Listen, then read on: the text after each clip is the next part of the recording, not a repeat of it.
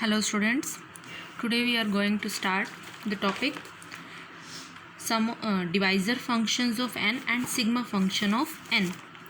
Divisor function, so let's start the topic divisor function and sigma function of n. n कोई positive integer है तो divisor function को हम d of n से denote करते हैं. That is equal to divisor function क्या होता है, number of positive divisors of n. किसी भी नंबर के कितने पॉजिटिव डिवाइजर्स हैं वो होता है हमारे पास divisor function. And sigma function क्या होता है, sum of all positive divisors of n. जितने भी किसी भी नंबर के पॉजिटिव डिवाइजर्स हैं उन सब का सम जो होता है that is sigma n. So दो फंक्शंस हमने डिफाइन किए हैं, तो sigma n and d n. तो देखिए अगर हमें निकालना है D18, n है 18 तो उसका डिवाइज़र फंक्शन निकालना है. तो इसके अब n 18 है, 18 के कितने डिवाइज़र्स होंगे, डिवाइज़र्स ऑफ 18 आर, कौन कौन से डिवाइज़र्स होंगे 18 के, 1 2 3 6 9 एंड 18. और कोई डिवाइज़र तो नहीं है. So total these divisors are 6 in number. तो D of 18 is 6. Similarly sigma 18 अगर हमें निकालना है तो sum of positive divisors of n. तो 18 के जितने डिवाइजर्स हैं इन सब का अगर हम सम कर दें, इन सब डिवाइजर्स का सम, तो वो हमारे पास क्या आ जाएगा, सिग्मा n. तो इनका सम हो गया 39. तो सिग्मा 18 हो गया हमारे पास 39. अब देखिए कुछ रिमार्क्स हैं. सबसे पहले d of 1, divisor function of 1 हमेशा 1 होता है क्योंकि 1 का डिवाइज़र एक ही होता है, तो number of divisors of 1 is 1. Similarly sigma 1, अब एक ही डिवाइज़र है तो सम में वही आएगा सिर्फ, तो सिग्मा 1 इज़ ऑल्सो 1. अब डी एन जो है वो 2 के इक्वल कब होता है, if and only if n is prime. देखिए फर्स्ट रिमार्क ये है. सेकंड ये कि कोई भी नंबर अगर प्राइम है तो उसका डिवाइज़र फंक्शन हमेशा 2 होता है. इफ़ एंड ओनली इफ़ है तो अगर डिवाइज़र फंक्शन 2 है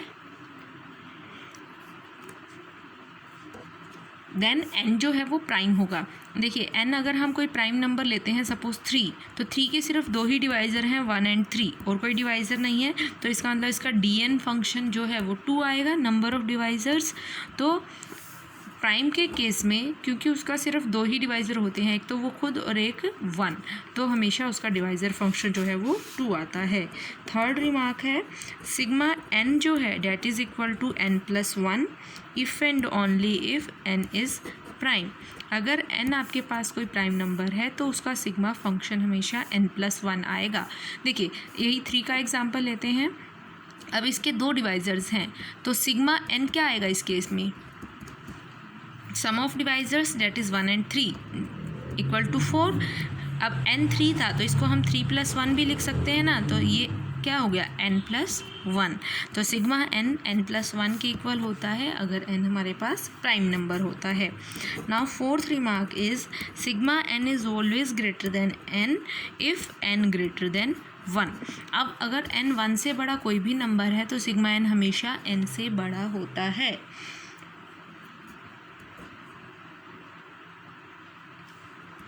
देखिए इसके लिए हम कोई भी n मान लीजिए, हमने 5 लिया तो सिग्मा n क्या होगा, उस केस में हमारे पास सिग्मा n होता है. इसके कितने डिवाइज़र्स हैं, 1 एंड 5, ओनली 2 ही डिवाइज़र्स हैं. तो इस केस में सिग्मा n आएगा 1 प्लस 5 डैट इज़ 6, और 6 जो है वो ग्रेटर देन 5 है डैट इज़ n. तो सिग्मा जो n जो है वो हमारे पास ग्रेटर देन n आ गया.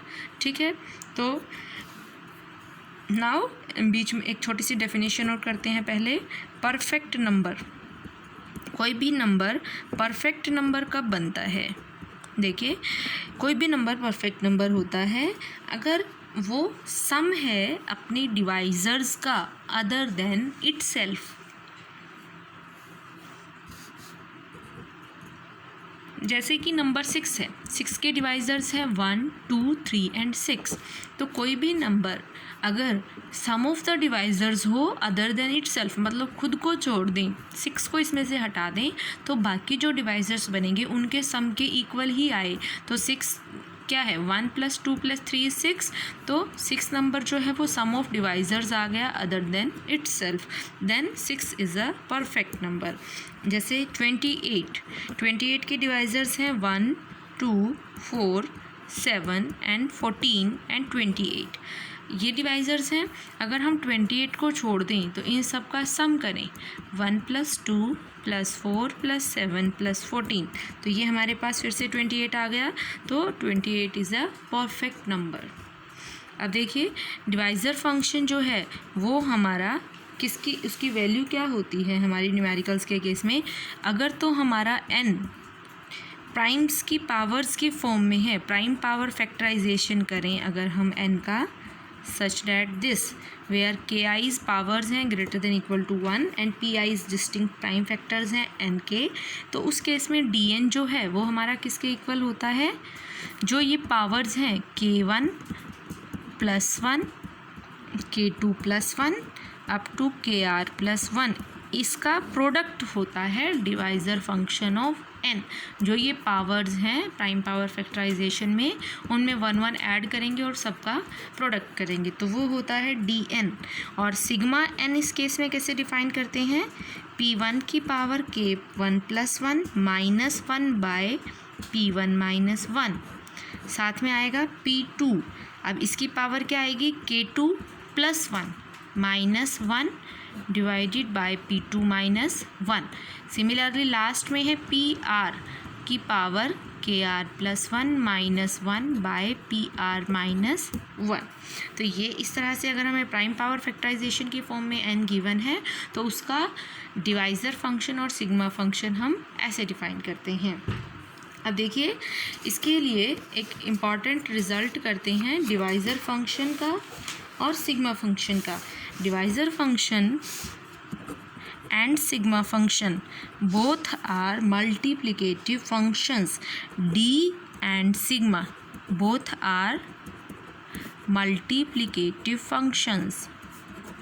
कोई भी फंक्शन मल्टीप्लिकेटिव कब कहलाता है, देखिए मल्टीप्लिकेटिव का मतलब क्या है कि अगर m और n दो को प्राइम इंटीजर्स हैं तो d ऑफ mn हमारे पास आएगा d of m into d of n के इक्वल।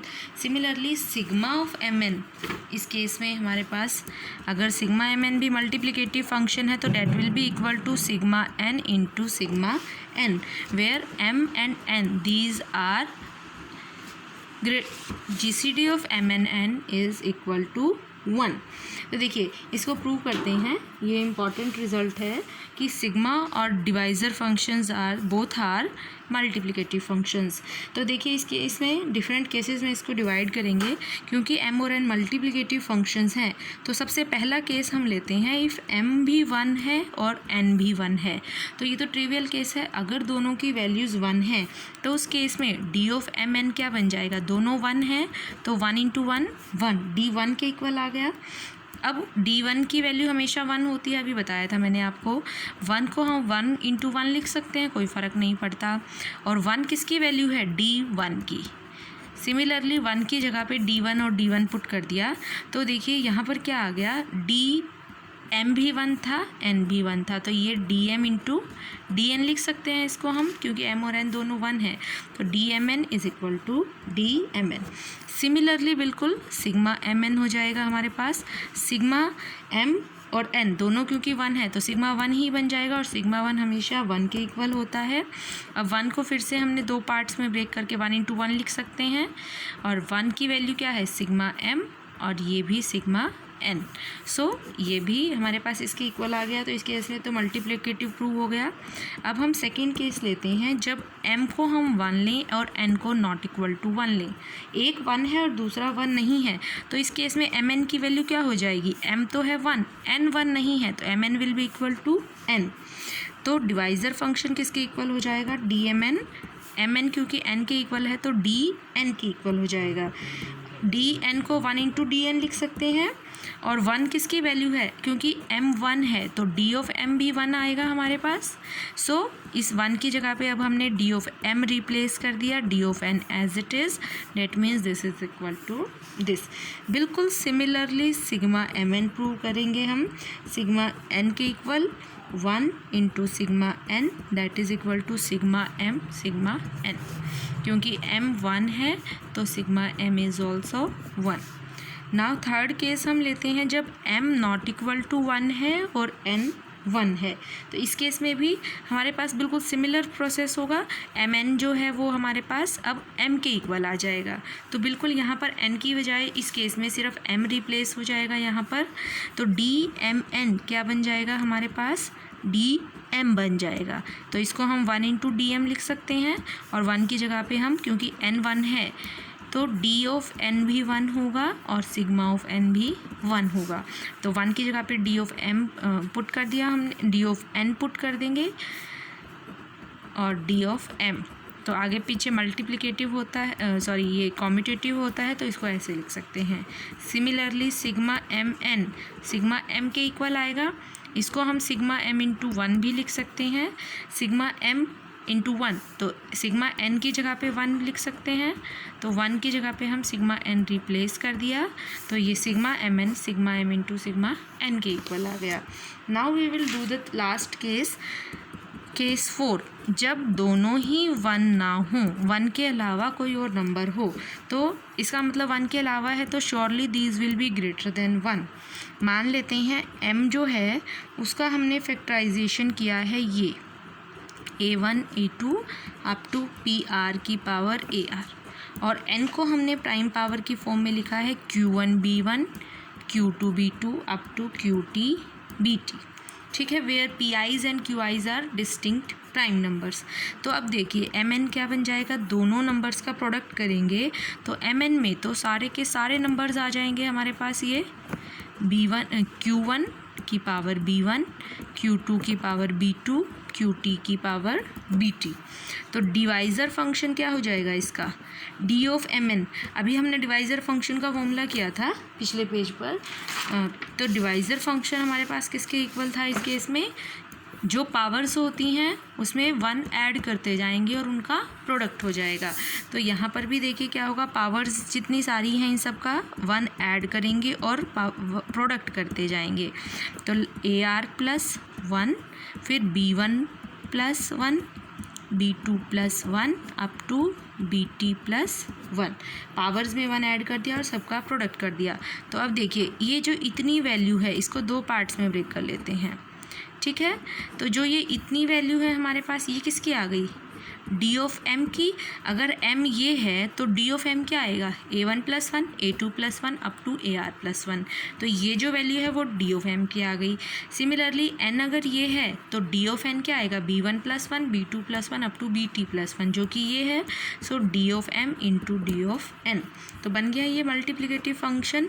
बिल्कुल सिमिलरली हम इसका सिग्मा वाला पार्ट करेंगे, सिग्मा एम एन किसके इक्वल आ जाएगा, सिग्मा एम एन, देखिए सिग्मा m हमने अभी किया था, सिग्मा n की वैल्यू क्या होती है अगर ये प्राइम पावर की फॉर्म में हो, तो P1 K1 था तो यहाँ P1 K1 plus 1 minus 1 by P1 minus 1 up to P2 की पावर K2 था तो P2 की power K2 plus 1 minus 1 by P2 minus 1 up to Son.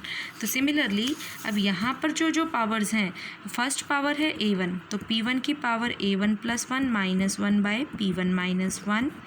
Similarly फिर P2 की पावर है A2 plus 1 minus 1 by P2 minus 1। Last ये है AR plus 1 AR, तो क्या आ जाएगा, P2 की PR की power AR plus 1 minus 1 by PR minus 1।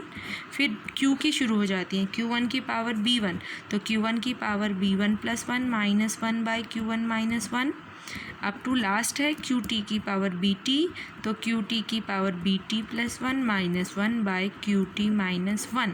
इसके भी 2 पार्ट्स करेंगे, ये बन गया हमारे पास सिग्मा m और ये बन गया sigma n। So sigma mn is also multiplicative function. So in all the 4 cases हमारे पास sigma and divisor function d both are multiplicative functions।